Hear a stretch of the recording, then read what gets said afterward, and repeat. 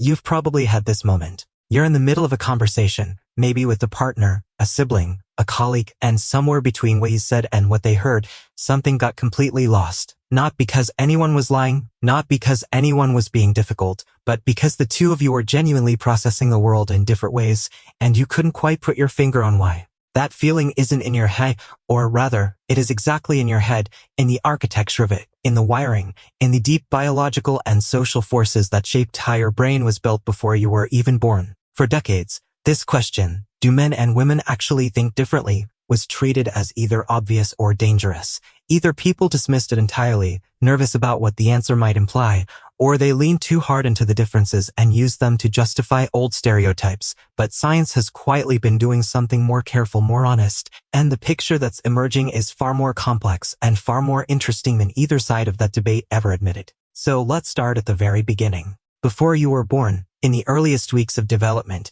your brain was already being shaped by hormones, testosterone, estrogen, progesterone. These aren't just reproductive chemicals, they're neurodevelopmental agents. They influence which neurons survive, which pathways strengthen, and how different regions of the brain connect to each other. Researcher Melissa Hines at Cambridge University spent decades studying how prenatal hormone exposure shapes cognitive tendencies. What she found wasn't a simple male brain and female brain. What she found were gradients, tendencies, statistical patterns that show up across populations, but leave enormous room for individual variation. Your brain, whoever you are, was not built to a fixed blueprint. But certain patterns do emerge, and one of the most replicated findings in neuroscience involves a structure called the corpus callosum, the thick bundle of neural fibers that connects the left hemisphere of your brain to the right. On average, the corpus callosum shows more connectivity in female typical brains. This means the two hemispheres tend to exchange information more frequently: language, emotion,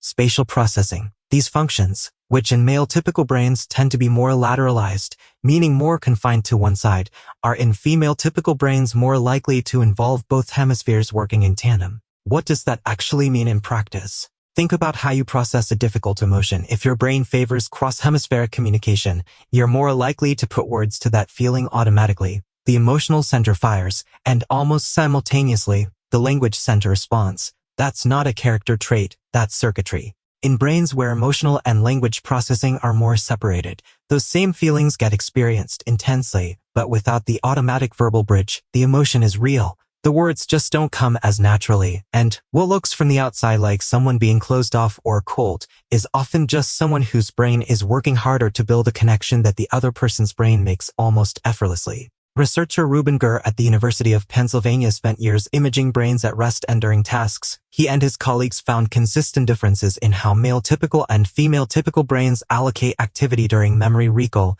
emotional processing, and multitasking. Female typical brains showed greater recruitment of the limbic system, the emotional core, even during tasks that weren't explicitly emotional. Male typical brains showed greater localization, with activity concentrating in fewer regions. This matters because the limbic system doesn't just process feelings. It's also deeply involved in social cognition, in reading faces, in predicting other people's intentions, in the kind of rapid, intuitive social reasoning that feels effortless to some people and completely baffling to others. You've seen this play out in conversations. One person reads the room, another person reads the words. Neither one is wrong, they're just running different software. But here's where it gets complicated.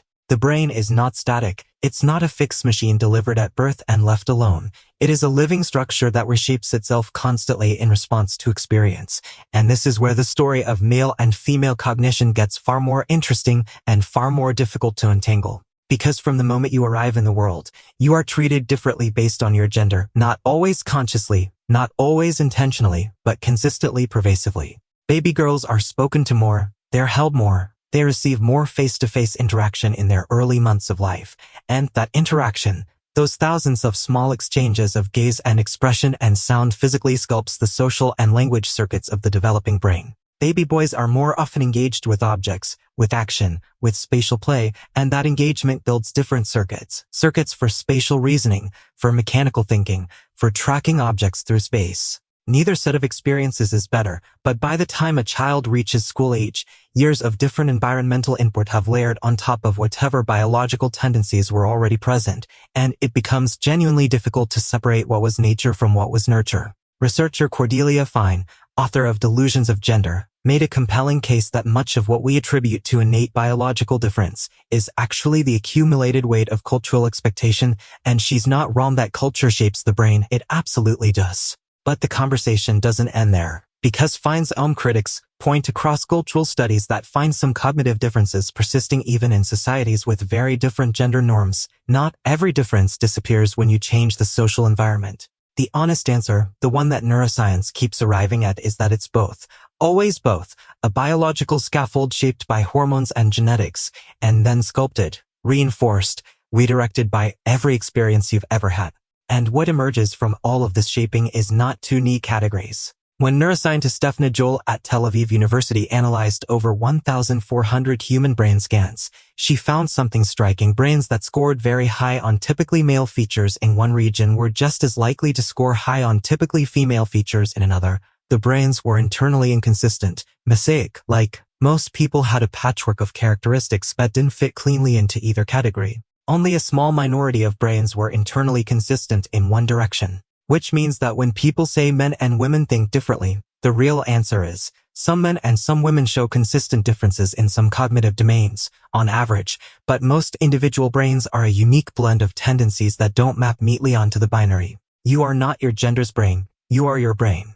But averages still tell us something, and in certain domains, the averages are real and consistent enough to be worth understanding, not as limitations, but as tendencies that help explain the friction and the misunderstanding that shows up in real human relationships. On average, female typical brains show advantages in verbal memory, emotional recognition, and fine motor tasks requiring precision. On average, male typical brains show advantages in mental rotation, the ability to visualize objects being turned through three-dimensional space, and in certain forms of spatial navigation. These are averages across millions of people. Any individual can fall anywhere on any of these spectrums, regardless of gender, but as statistical patterns, they're remarkably consistent across cultures and across decades of research. And they have consequences. When two people are trying to solve a problem together, one may naturally be pulling for the verbal, relational approach, talking it through, considering everyone's feelings, finding language for the experience. The other may be pulling for the spatial, action-oriented approach, identifying the problem, finding the fix, moving on. Neither approach is wrong, but if neither person understands that the difference might be neurological, they'll interpret it as a character flaw, as stubbornness, as not caring, as being too emotional, as being cold. That misreading is where so much damage happens in relationships, in workplaces, in families. Understanding that the difference might not be about will or effort or love, but about the literal architecture of the brain doesn't fix everything, but it changes the question from, why won't you just get it? To how do I explain this in a way that reaches you?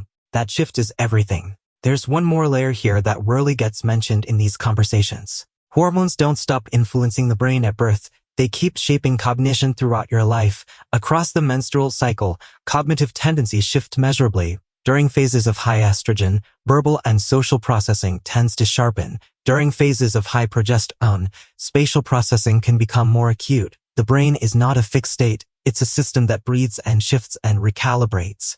Men's brains also fluctuate with testosterone, which is highest in the morning and can influence risk tolerance, spatial focus, and competitive drive across the day. Your brain is not a constant, it is a process. And that process is responding to hormones, to experience, to sleep, to stress, to memory, to the 10,000 small inputs that make up a human life. So the next time you're sitting across from someone whose mind seems to work in a completely different language, remember that it might actually be a different dialect of the same human brain, shaped by the same evolutionary pressures, built for the same core needs, but tuned over a lifetime of biology and experience in its own particular way. The question that started this whole conversation, why do men and women think differently, turns out to be asking the wrong thing. The better question is this: why does any human brain work the way it does?